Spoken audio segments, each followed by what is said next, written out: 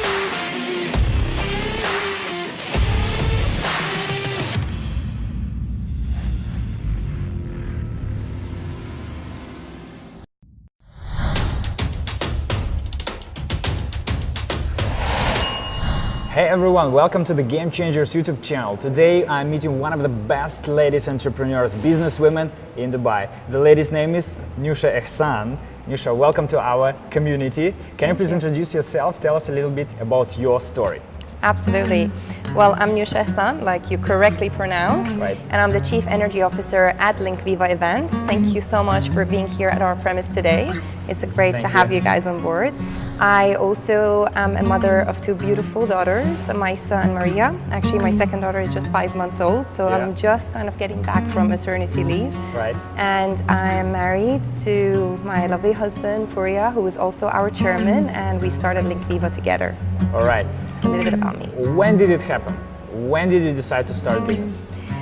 Well, it was quite an interesting story because I was working and I was 19 years old, so I was very young, and I met my husband, and in 5 months we were married, so I've always fast forward things in life. Right. And he told me that you're working in an advertising agency. That's what I was doing back then, and he said, you're really good, you're working really hard, why don't we start something together? Right. And I said, you know what, I'm game, let's do it. Yeah. And we started from a shared office.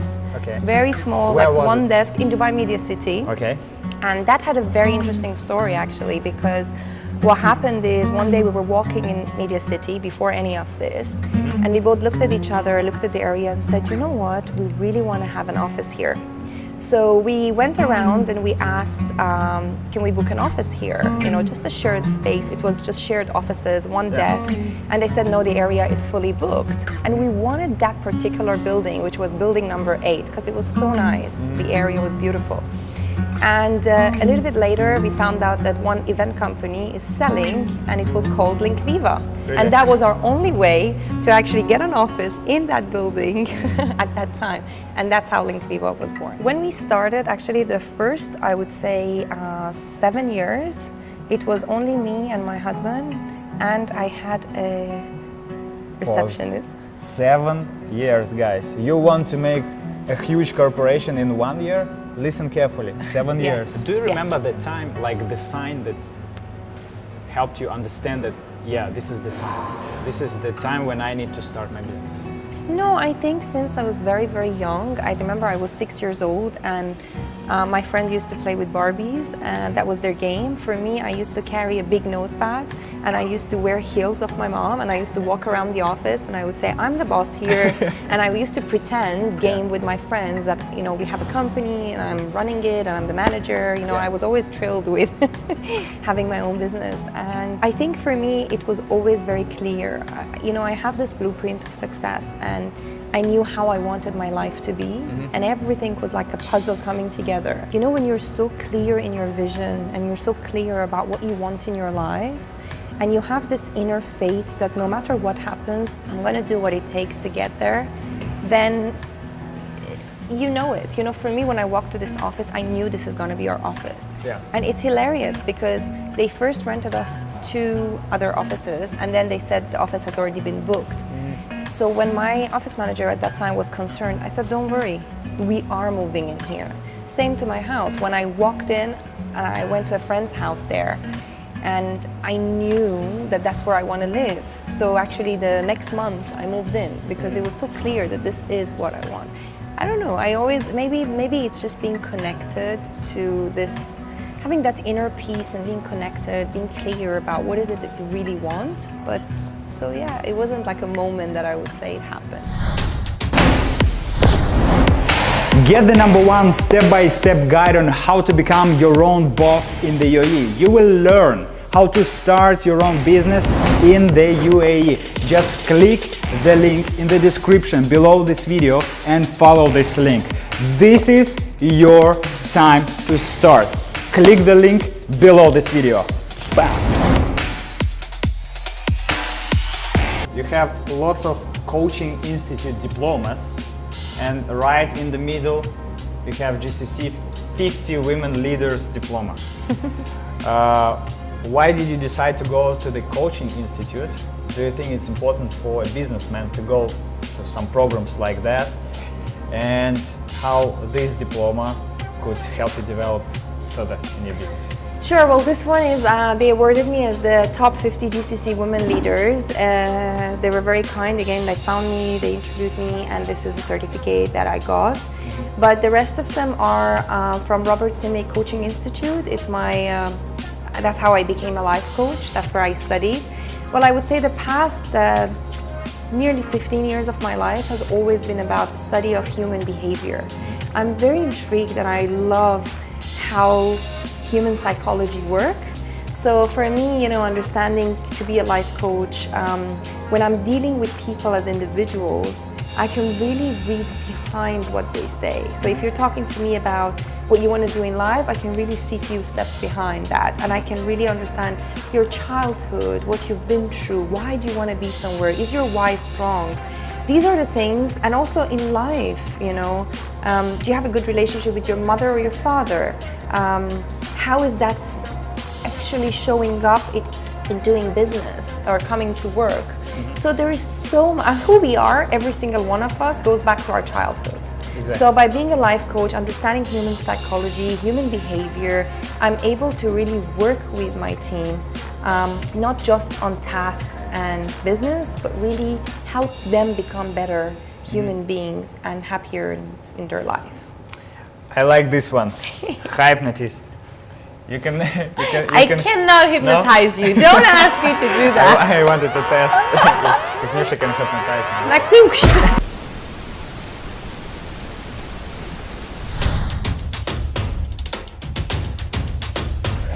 Hello, game changers. Welcome. We are meeting today Paul, the founder and the owner of xPert Learning. So xPert Learning are an online learning, talent and performance consultancy based here in Knowledge Village.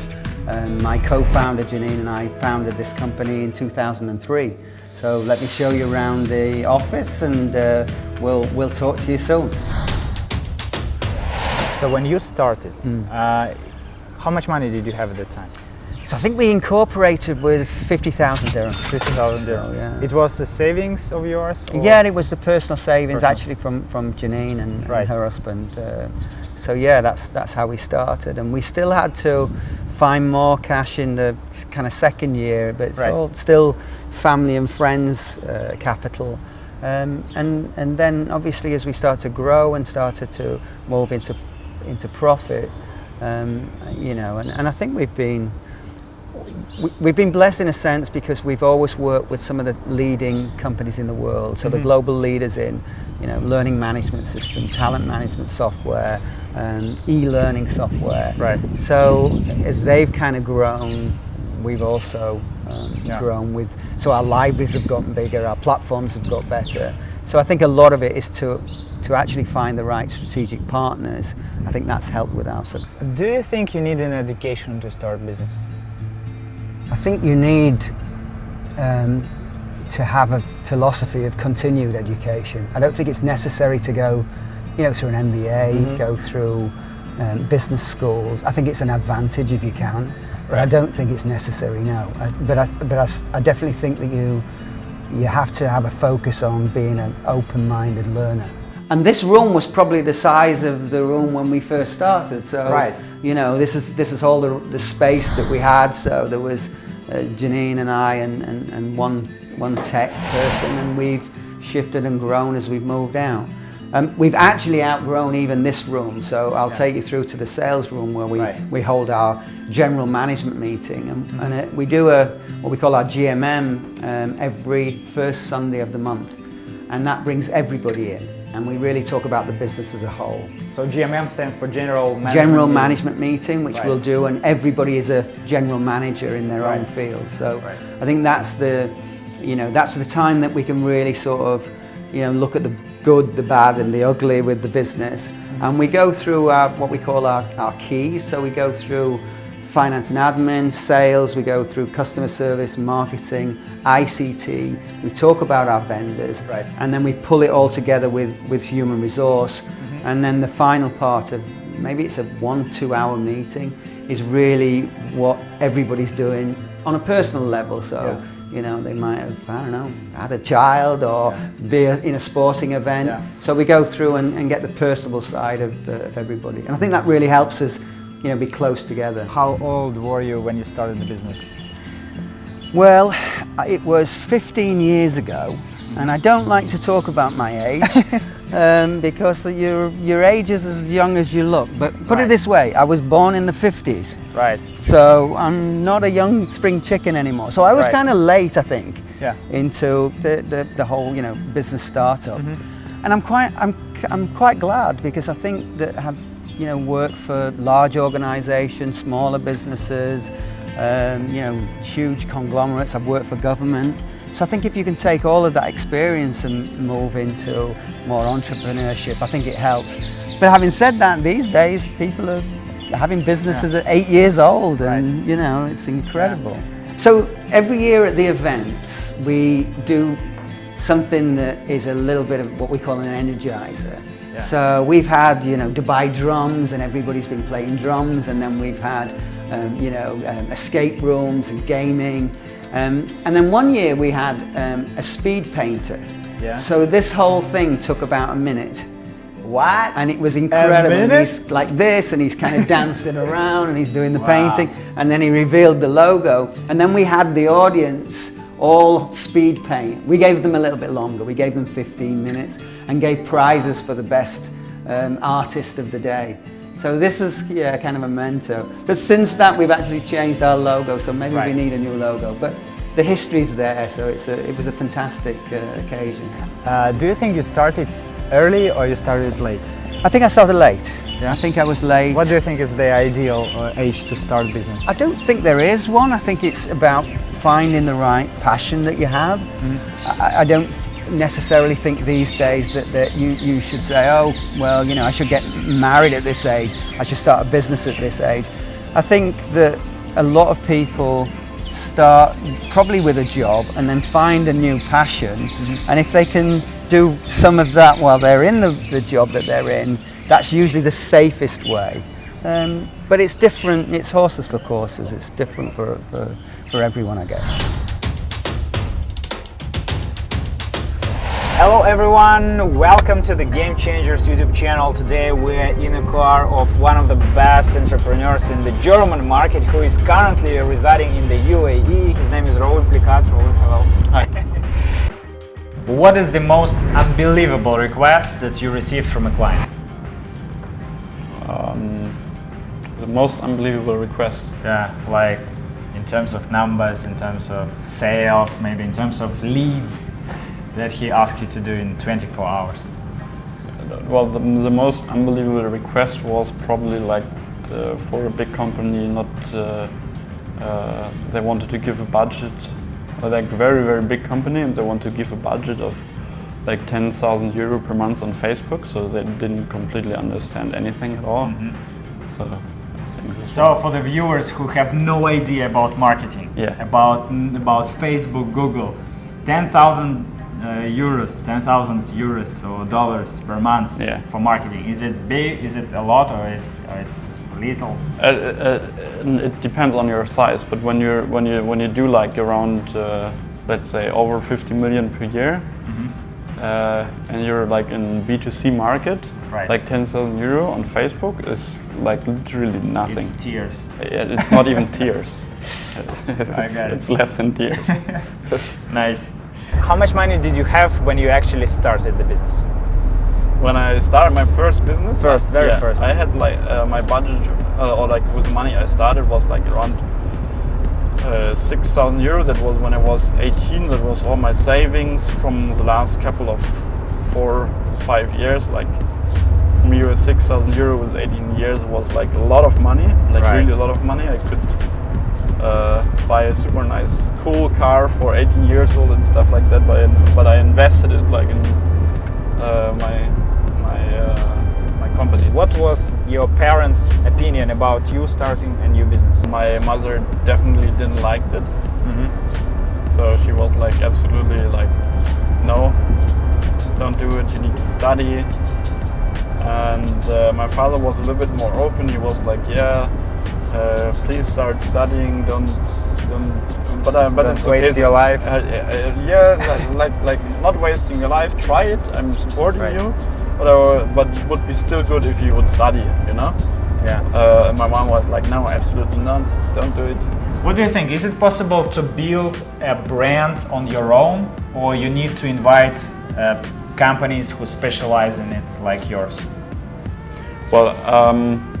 You can and you should definitely build your brand by your own. I think so. There is nobody who can take the work away. Somehow, if you're a small, medium business, you need to do it by yourself. When you're bigger business, you hire the right people for that. If you have the money, you hold your chief marketing officer, you hire them. For how much did your life change when you actually earned your first million? Nothing changed. Nothing? Absolutely, not even a thing changed. Do you think you need business education to have a successful business? I know that you don't have business education, but still I'm asking. Well, I have some kind of business education because I went to school. Right. Where it was like college, but they still teach like the first semesters of the business economics there. Yeah. So I have also a degree in that, but no college education, no university degree. Right. I have some business partners of mine. They never went to universities. They never went to like a college, and they're still successful. So yes, it is definitely possible, of course.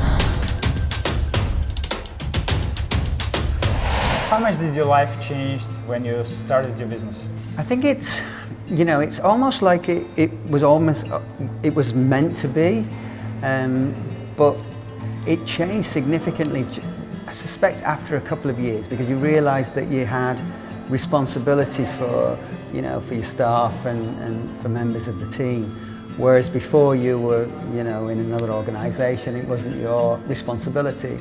So responsibilities grew, and I think that can be quite stressful at the time. That's probably the hardest thing, especially as you get shifts and you go up and down in the business, and when it comes to a point where it's not going so well and you have to let people go, and those kind of decisions are much harder.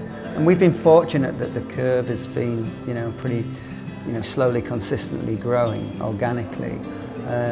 But yeah, I mean it's a different world, but it's a lot more responsibility. Where do you take the energy from? Just the whole way that digital is moving and the change. So it's not about, you know, how many deals can we make and how much money and profitability. Obviously businesses are set up to make profit, but now it's really about how can we help people learn in different ways, and what is technology going to hold for the future of learning, development, performance. So that's what excites me about the role. Do you think it's important to go to such networking, to go to such clubs? Is it important? I think I think when you first start, you can get out and about, and then everybody gets kind of caught in their own things, and Right. they're in the woods, you know, they Yeah. can't see the trees because they're in the wood. And I think it's really important to go outside, and I think most of, you know, what I do is kind of PR, but just finding out what other entrepreneurs are doing, how businesses are working, whether Right. it's competition or just generally a totally different business, because I think it just gives you a wider scope. Of course, you've got to have that balance of, you know, somebody's outside, and typically my business partner would be making sure operations and finances were stable. But yes, I think absolutely it's imperative that you go to network. So this is a small office for marketing. You said it's a big Yeah. team. Well, actually, Hello. no, How are you? it's not a big team. How is marketing going? Yeah, they're busy, always busy. Yeah. So this time of year is, you know, through the winter, certainly there's so many events. So we're either, you know, sponsoring HR and learning and development events, or we're actually, you know, busy organising our own. So we do our special annual event is called Learning Cafe. Right. And Cafe stands for Customer Advisory Forum event. So we get our customers, probably there's about 100 people in an event, and share stories and best practice. So these guys are kind of busy organising that for the 29th, I believe, this month. 27th, okay. 27, yeah. 27th of November. How many people will participate? So there'll be about 100. Yeah.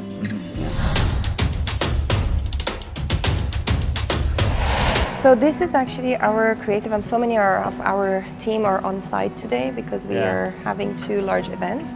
But this is basically our creative and our production team. Wow. And I particularly put them here, although they don't like me for it because of the because of the light. Because in any creative, you need to be inspired to be creative, and I think natural sunlight is really a good. Having long windows and having the natural sunlight really helps your mood in the day. So hopefully you can be more creative.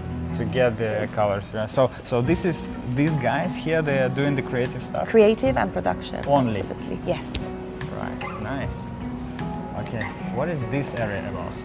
Well, basically this is our little lounge, because being in the event industry, sometimes guys actually stay in the office.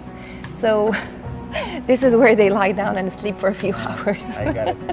And that's what they asked me. So when we were designing the space, they said, can you please make sure we get some comfy sofas? Because we might sometimes need to get a quick break, and that helps them. Okay. And this is basically our client servicing and our project management team, which is why they're not here, because they're on site for our amazing projects.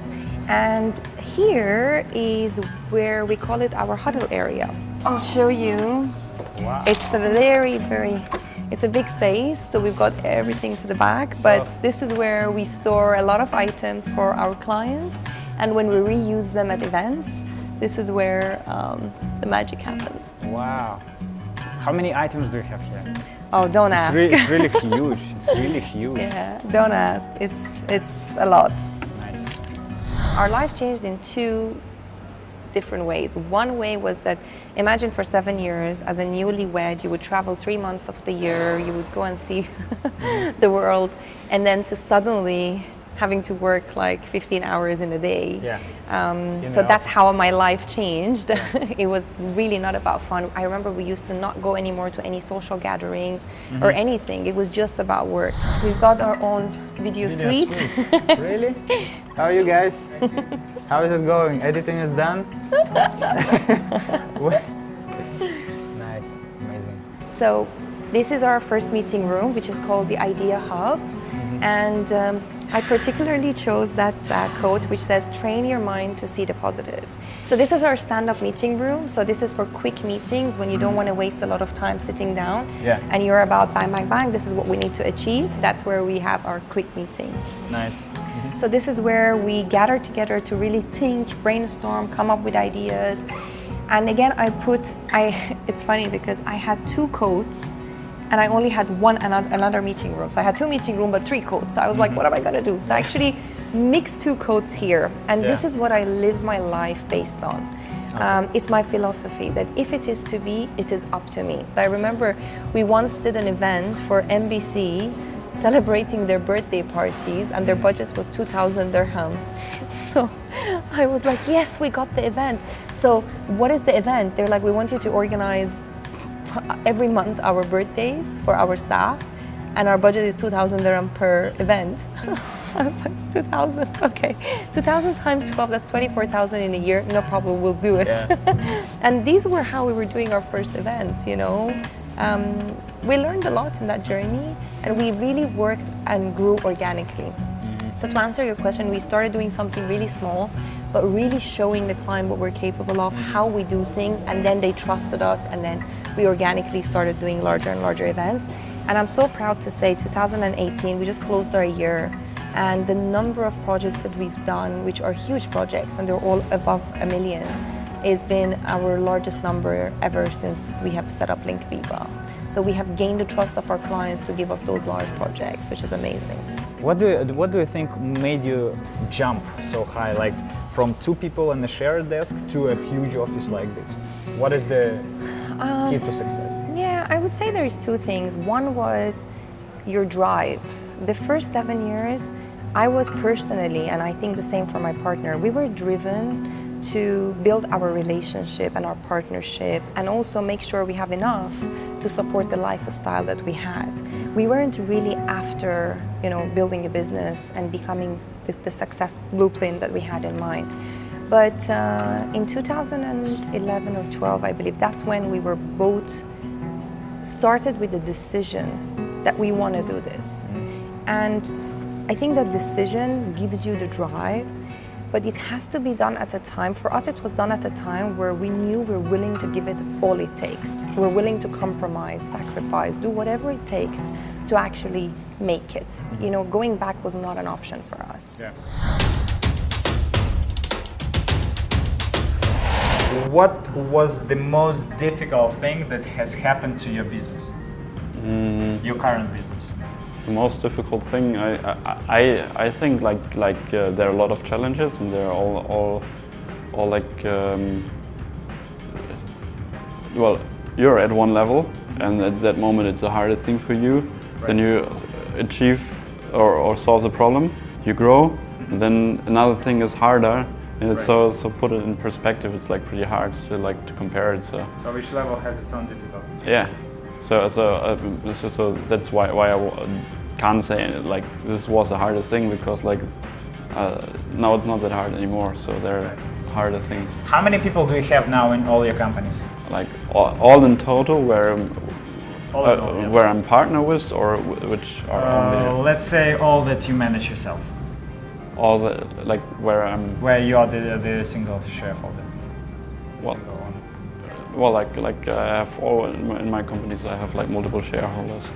So, but I'm in all companies like the one with the most shareholders. So like in total with all companies it's around 90. 90 people. Yes. If you just started the business now from zero, what would you do? Would it be the same or something different? Good question. I answered this question like I think like 2 months ago in a book from ClickFunnels, US book. Like, what would you do in like 30 days? And I had the honor to write a guest chapter for that. Yeah. So I would basically do the same thing I did before when I very first started, like to acquire clients the hard way, show them their cost of opportunity, like how much they're missing when they're not going on the online way, not getting Facebook advertisement, not Google advertisement, how many clients I miss out, calculate it for them and show them a way how they can get more customers without their work, they just need to pay me, and or pay me money, and I will transfer this money into paying customers for them. Right. Yeah.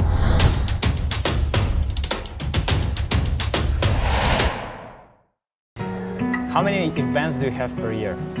Last year, actually 2017, we had 164 events. 164 events. And in 2018... Like every second day you have an event? Yeah. Or sometimes, like today, we have multiple setups. That's why many of the team are on the setups. But last year we had close to 100. So we actually reduced the number of events, but we increased them in the value and the size of the events that we do strategically. So one of my favorite parts is when business owners have dedicated cafe areas for their employees. Of course. Yeah. So Tell yeah, us a little bit this is our about cafe. this. And when I was designing here, what was so important for me was to make sure that I create a fun area. Yeah.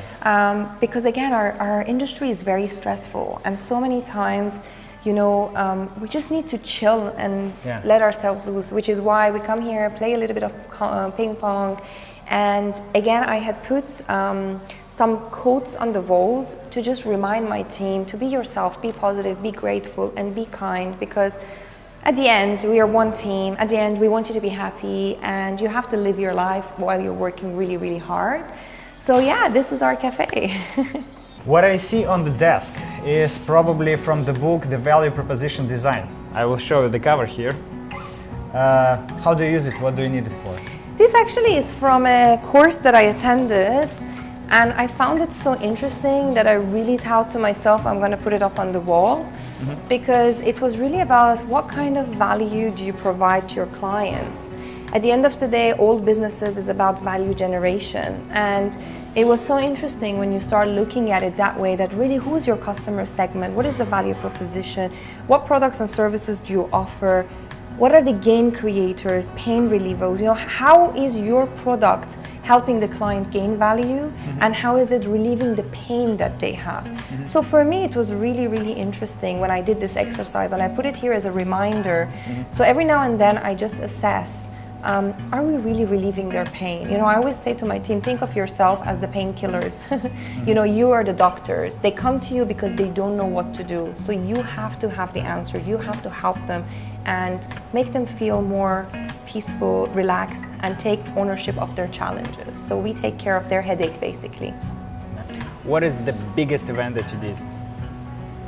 What is it? You mean? I mean in terms of scale and in terms of budget, whatever. It's a very diverse question in many ways, because we've done an event that maybe financially wasn't the largest, but we've had like 200,000 people. Because we ran it for a month. It was an activation for a month, and obviously all the people that go to the mall, they would be our audience. We had to take care of them. Or we have done an event for 500 people, but it has been very high caliber, and we've had many celebrities in there. Or we've done something which has been very financially big, but you know, not that much. So it's very diverse, I would say.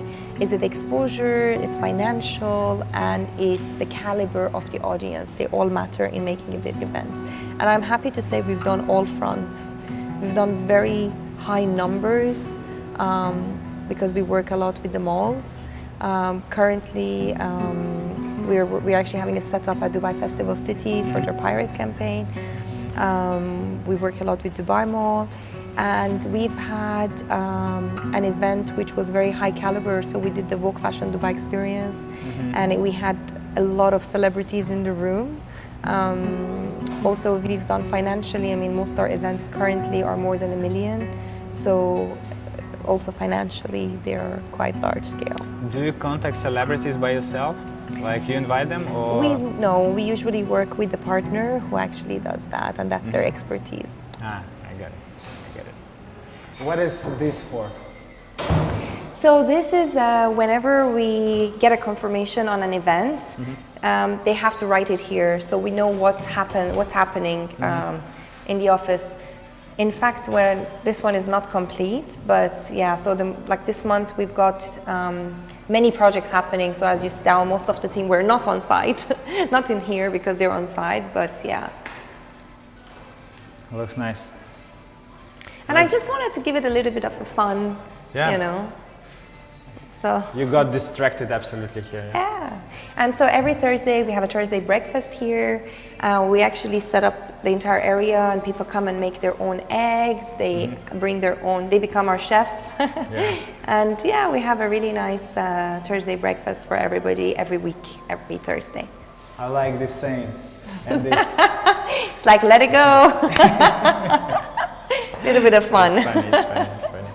Okay, let's go upstairs to have a look at the management area. What can you recommend to those viewers who are watching us now if they want to start business but they are afraid? Just start and like be stubborn enough to hold on. You know, like learn as much as you can. Do you remember how you started?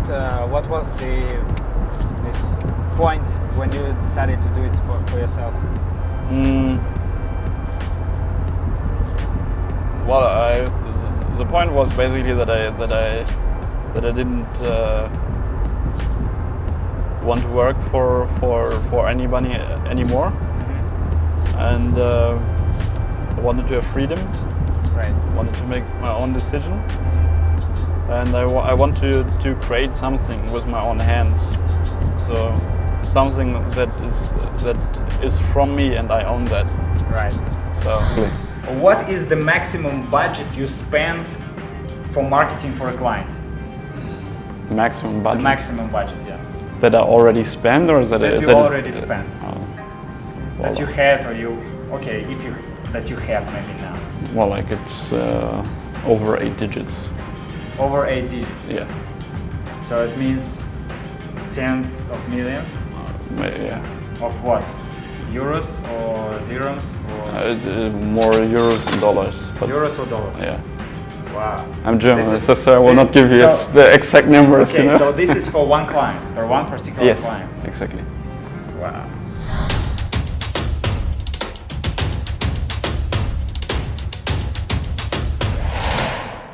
The stand with all your successes, right? Yes. How many of them do you have? Wow, you kind of lose count now. You kind of, I think a lot of these have been through our partnerships. So we've Right. been recognised by, some of our vendor partners and some of our customers as well.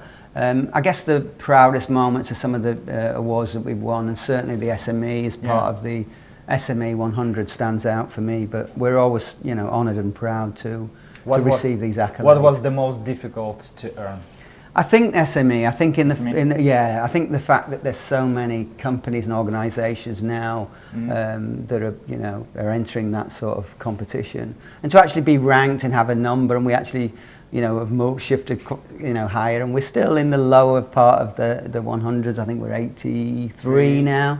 Right. But that, I think it's more difficult because you have to really cover a lot of criteria. So, Right. but it's fabulous to be part of the 100, and it's really taught us a lot from some of the peers and the organisations that we get to talk to that are at those higher positions in the top 100. When you started, like it was the challenge to get the first 10 customers. Yeah. How did you manage to resolve this problem? Yeah, I think it's really difficult that you get the first clients over the line, and again, we were quite fortunate because our vendor partner was a global partner that had clients already here. So that was, for us, it kind of opened the door to some of the big multinationals. Right.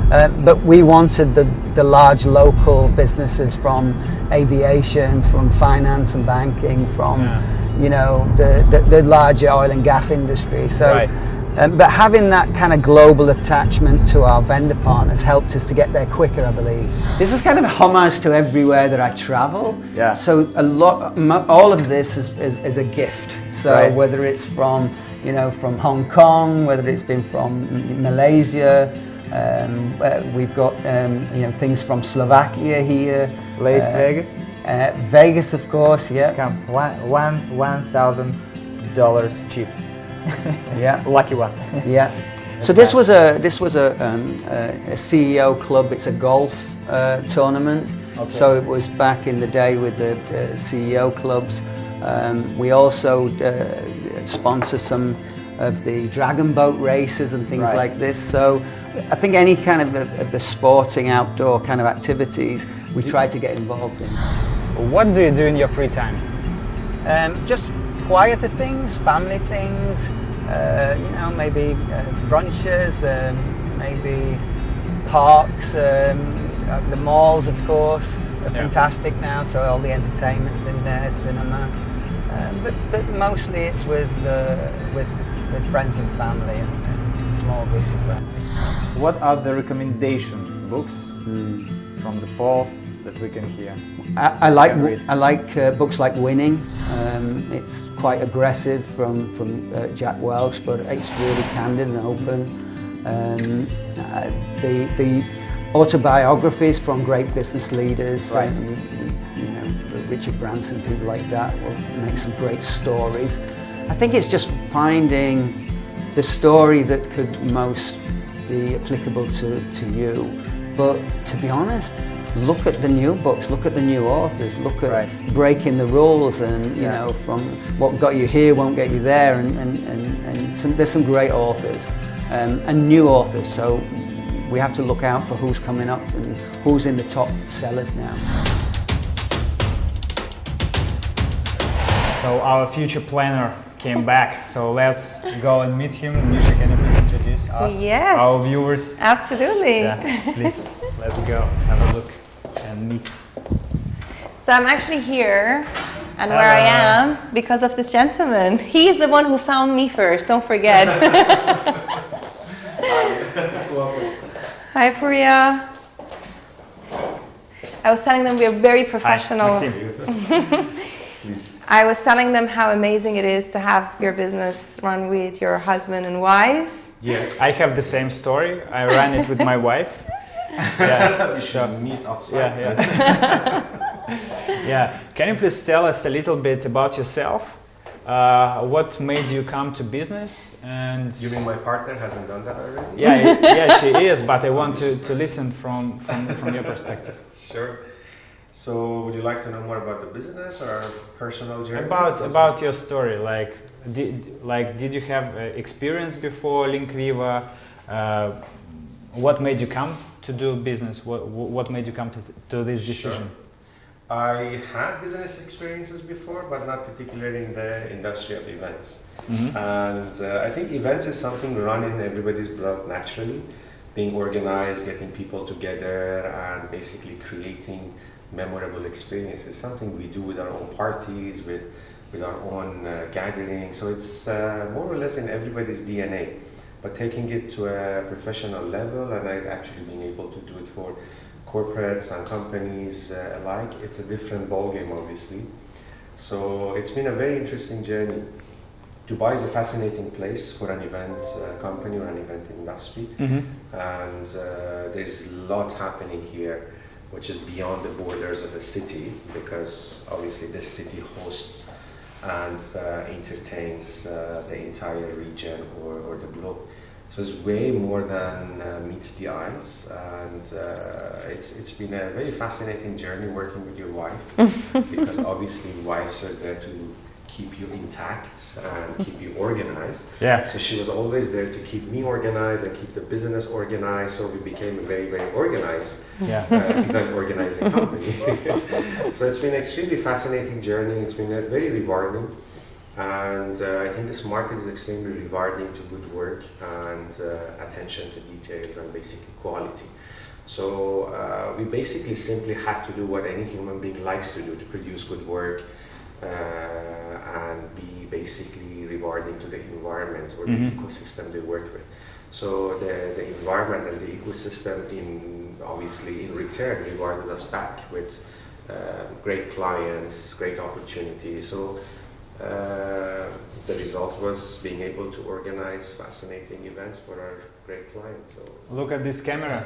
The guys who are sitting there or standing there, they want to start business, or some of them already have business. What would be your advice to these viewers who want to start business? I would say definitely do it. I think there's nothing more rewarding than starting your own business. The fact and the reality is starting a business is very scary because all the rewards and all the failures lies with the people who start the business. There is no sugarcoating, there is no pointing finger, there's no one else to support or basically facilitate. So it's extremely rewarding in a sense that you get to understand yourself, you get to understand how you interact with the world around you. Everything becomes super responsive.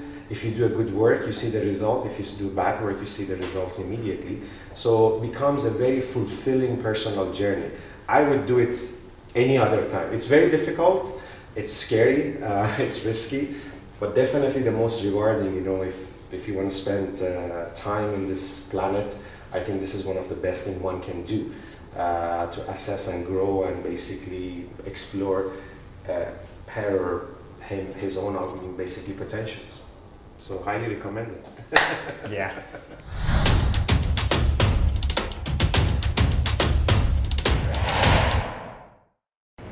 Hey everyone, now is my favorite part, the hot seat questions. This is not working for now, but we will pretend that it is working. I will be asking you questions and you will be answering. Which is the best city in the UAE? Dubai, for sure. I have to say Dubai, although, you know, Abu Dhabi is phenomenal and I really enjoy going to Abu Dhabi. And then, you know, I think that, you know, one of my favorite places is actually Ras Al Khaimah. So, but I have to say Dubai because this is where it all started for me. Dubai. Not Abu Dhabi. No. You like more dynamic one. I like more dynamic one, yeah. What was the happiest moment in your life? When I delivered my 2 daughters. Happiest moment? Yeah. Probably when I married my wife. Well, it has to be the birth of my beautiful daughter, who's Right. now 13. So that was Right. that was probably the best. What is success for you? Well, like going every day after the potential I have, going hard. Success is living the blueprint of success that you've always wanted to live. When you reach that, and it's different for every person, for me, it's living that blueprint of success. Well, I think, you know, success at first was about really having a brand that people identified with. I think now probably success is about, you know, employing more people, you know, going to new countries, developing new products. So it's a conglomeration of a lot of different things, and they're more smaller goals than big visionary picture. But success can come in small pieces. The worst ever decision that you made in your life and business? I'm not going to say because I got married. Oh, I'm still making them, so it's difficult to say. I mean, I did sell myself when I was in the UK, and I was a business and training advisor and advising small businesses. And I thought to myself, I would never do my own business. Yeah. So probably that's the worst advice I've ever taken, because here we are, you know, 15 years later. Or a lot of. The worst one? The worst one, where you lost lots of money or something similar to this. Trust probably the wrong people, and procrastination at some point. Yeah. So what was the price for this wrong people, lack of trust and procrastination? Lost time. Definitely Lost time. Yeah. When you meet with God, what would you tell him? Thank you. I'm very grateful. I don't know. Thanks. Good to see you at last. Right. Well, I'm not into a kind of like precise belief, but I think we're all spiritual beings. So Right. like I'm definitely into this. So I don't know, honestly. So I have to skip this question.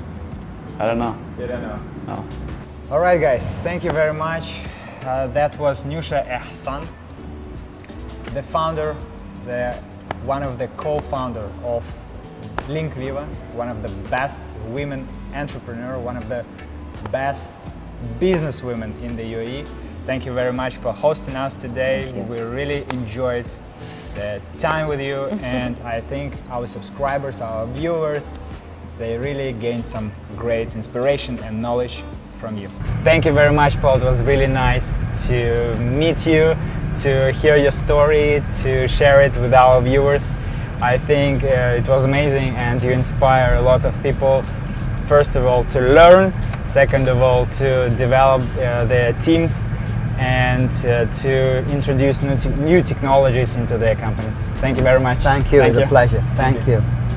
So this was Raoul Plickat, one of the best marketing specialists, marketing gurus of the modern markets online. Thank you very much for meeting us. It was really nice to meet you. Yeah, thank you. Bye-bye. Get the #1 step-by-step guide on how to become your own boss in the UAE. You will learn how to start your own business in the UAE. Just click the link in the description below this video and follow this link. This is your time to start. Click the link below this video. Bam!